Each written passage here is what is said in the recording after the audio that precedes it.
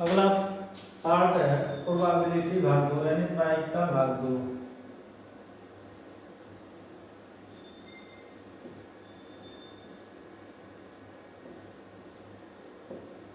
प्रायिकता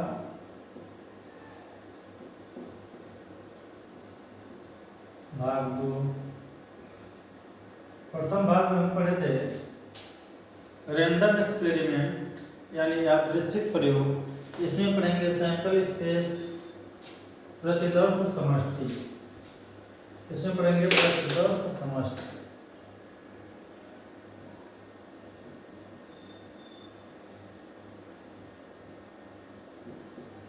प्रतिदर्श समष्टि।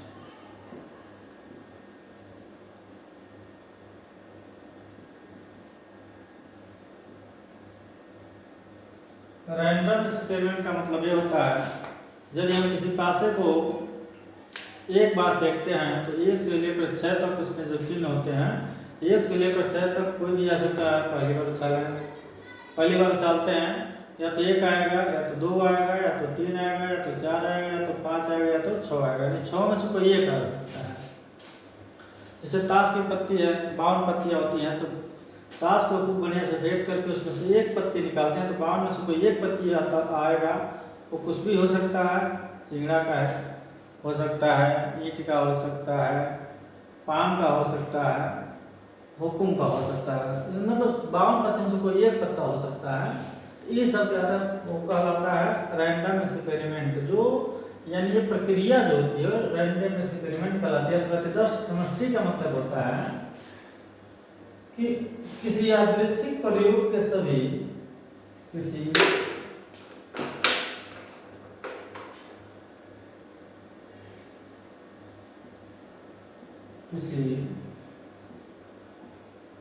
यादृच्छिक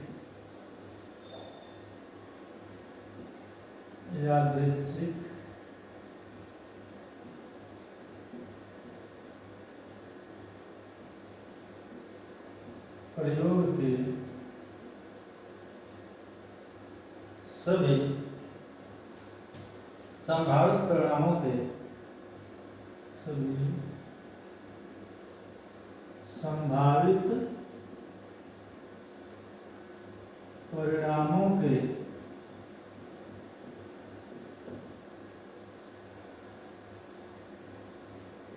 संभावित परिणामों के समूह को उसमें समुच्चय लिख सकते हैं।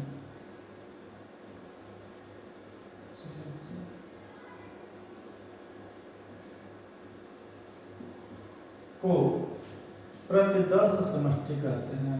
समुच्चय से बेहतर समूह समझना आप लोगों के लिए क्लास हाई स्कूल के लिए बेहतर रहेगा।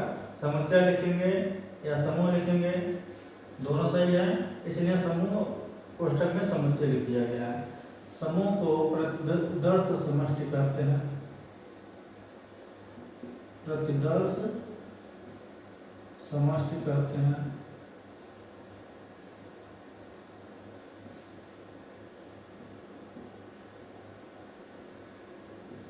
प्रतिदर्श समष्टि कहते हैं। और एक चीज है जैसे उदाहरण लेते हैं, उदाहरण ले लेते हैं तो सिक्के को उछालना, सिक्का उछालना,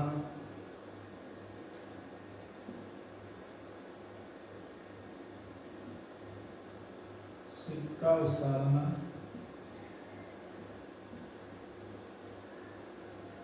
इसका संभावित परिणाम जो हो सकता है,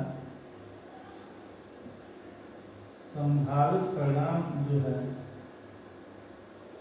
संभावित परिणाम जो है वह हो सकता है, संभावित परिणाम हो सकता है हेड या तो टेल। अब इसी को हम मझोले कोष्ठक में रख देते हैं तो वही हो जाता है प्रतिदर्श समष्टि। अब आ जाता है प्रतिदर्श समष्टि जब लिखेंगे यानी लिखे हम प्रतिदर्श समष्टि। प्रतिदर्श समष्टि जो लिखेंगे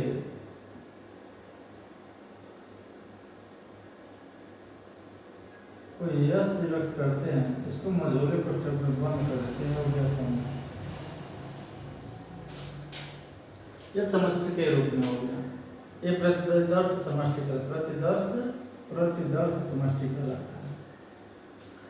दूसरा एग्जाम्पल ले सकते हैं, उदाहरण 2 ले सकते हैं। उदाहरण 2 हो सकता है आपका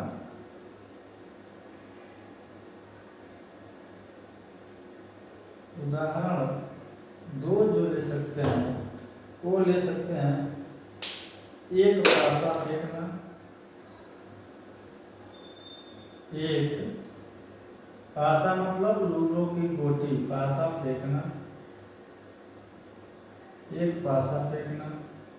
जो संभावित परिणाम हो सकता है,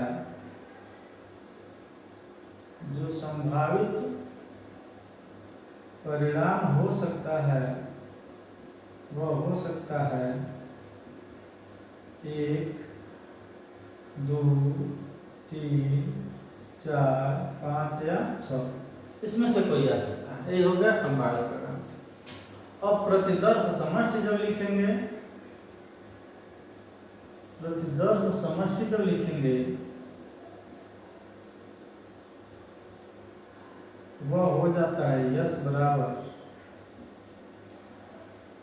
मझोले कोष्ठक में 1 2 3 4 5 और 6।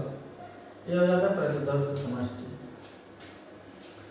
अब एक ट्रिक के माध्यम से बताया जाएगा।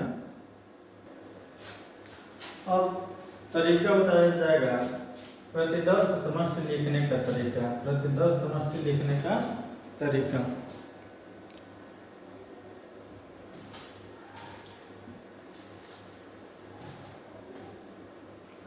प्रतिदर्श समष्टि लिखने का तरीका बताएंगे। यदि डालते हैं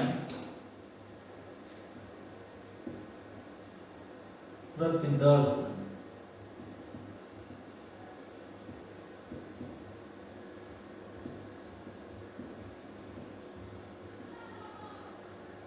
समष्टि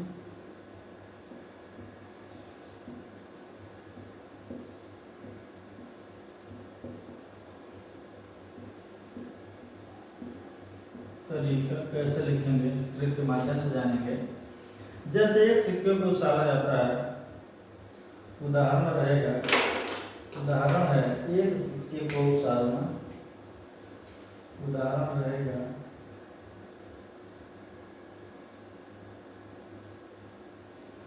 एक सिक्के को उछालना।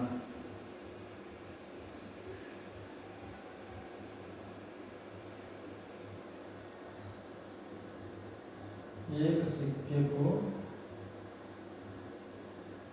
उछालना। यह होता है प्रतिदर्श समष्टि जो होगा, एक सिक्के को उछालना और प्रतिदर्श समष्टि हो जाएगा यस बराबर एच और टी हो जाएगा। और इसी में आता है एक सिक्के को, उदाहरण है, इसमें उदाहरण ले लीजिए। एक सिक्के को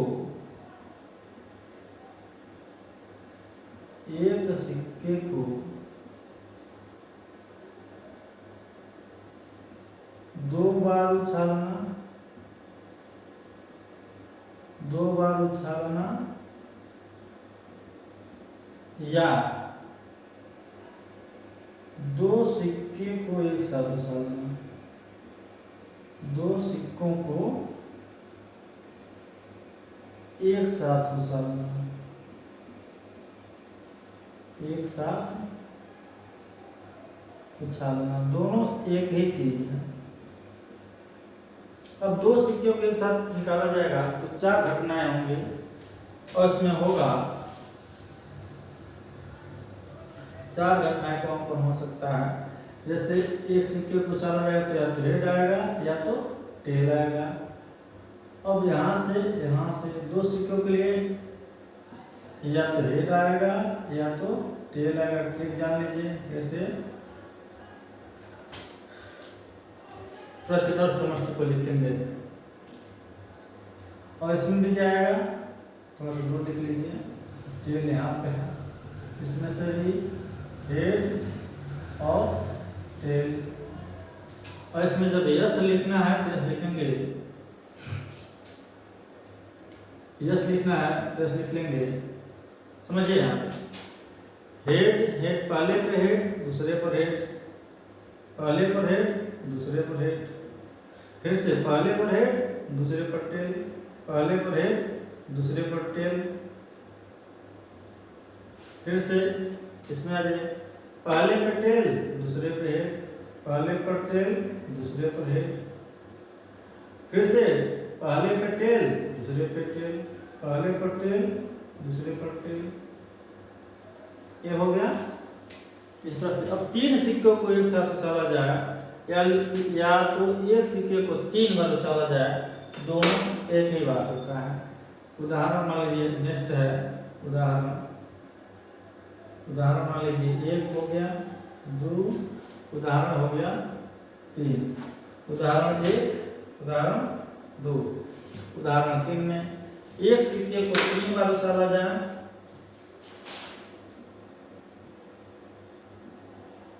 एक सिक्के को तीन बार उछालना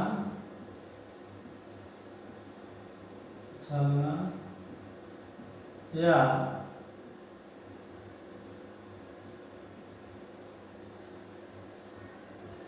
तीन सिक्कों को एक साथ उछालना।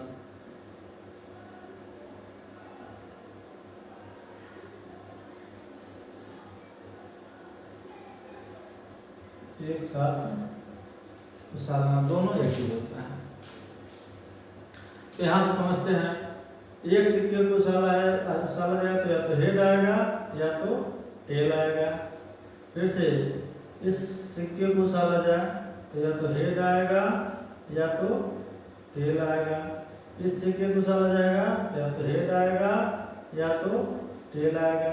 फिर से इस वाले सिक्के को उछाला जाएगा तो हेड आएगा या तो टेल आएगा। फिर से ध्यान दीजिएगा, फिर से सिक्के को उछाला जाएगा तो या तो हेड आएगा या तो टेल आएगा। फिर से यहाँ पे हेड आएगा या तो टेल आएगा, या तो हेड आएगा या तो टेल आएगा। अब समझिए यहाँ पे प्रतिदर्श समष्टि को जानने का यहाँ पे तरीका समझिए कैसे लिखेंगे। हेड पहले पर हेड दूसरे पर हेड तीसरे पर हेड, पहले पर हेड दूसरे पर हेड तीसरे पर हेड। उस तरह से लिखने में तो लिख सकते हैं, लेकिन थोड़ी समस्या होगी। हेड टेल हेड इधर उधर हो सकता है, लेकिन इस तरह से कुछ भी नहीं इधर होगा। दोहरा देंगे गलती से तो दोहराने पे गलत हो जाएगा प्रतिदर्श समष्टि का मान।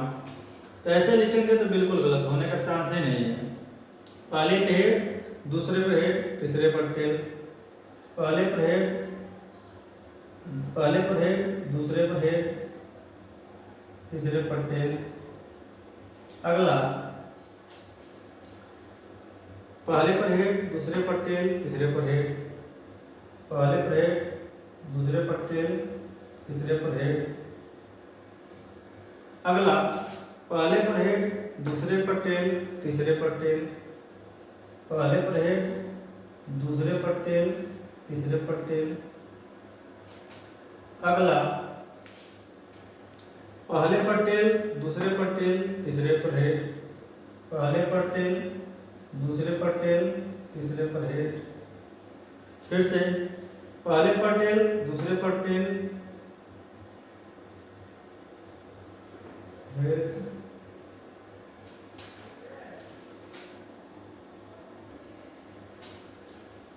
यहाँ पे मिस्टेक हो गया था, यहाँ पे आना चाहिए, यहाँ पे हेड और टेल, ठीक है। यहाँ पे हेड और यहाँ पे टेल, ठीक। यहाँ पे देखिए एक दो तीन चार, हेड आ गया, टेल आ गया, हेड आ गया, यहीं पे गलत हुआ था, ठीक है। Tell head tail, tail head tail head head, ठीक है। अब क्या हो जाएगा यहाँ पे, टेल हेड टेल आ जाएगा, टेल हेड टेल। अगला हो जाएगा tail tail head, tail tail head, और लास्ट हो जाएगा tail tail tail, tail tail tail, tail tail tail, यही हो जाएगा। कितने कंडीशन, 1 2 3, 1 2 3 4 5 6 7 8, 8 घटनाएं, 8 तरह की संभावनाएं घटित हो सकती हैं 3 सिक्कों को उछालने पर। पहली बार तीनों पर हेड आ सकता है, दूसरी बार 2 पर हेड, 1 पर टेल आ सकता है, 1 पर हेड, दूसरे पर टेल, तीसरे पर हेड आ सकता है, पहले पर हेड, दूसरे पर टेल, तीसरे पर टेल आ सकता है, पहले पर टेल, दूसरे पर हेड, तीसरे पर हेड आ सकता है, पहले पर टेल, दूसरे पर हेड, तीसरे पर टेल आ सकता है, पहले पर टेल, दूसरे पर टेल, तीसरे पर हेड आ सकता है, पहले पर टेल, दूसरे पर टेल, तीसरे पर टेल आ सकता है। तो ये तो हो गया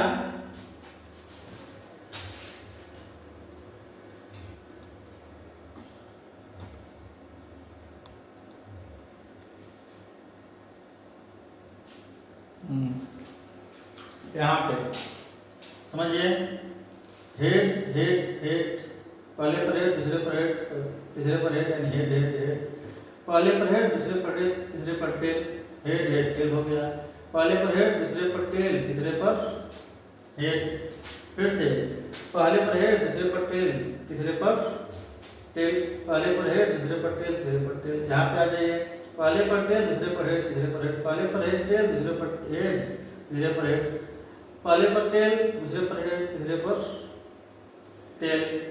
अगला इसमें आ जाइए, पहले पर टेल, दूसरे पर टेल, तीसरे पर हेड, पहले पर टेल, दूसरे पर टेल, तीसरे पर हेड, और लास्ट में जगह पहले पर टेल, दूसरे पर टेल, तीसरे पर टेल, पहले पर टेल, दूसरे पर टेल, तीसरे पर टेल। वहाँ पर थोड़ा सा कैमरा दूर हो पास हो गया था, इतना हो गया। दूसरा पार्ट समाप्त।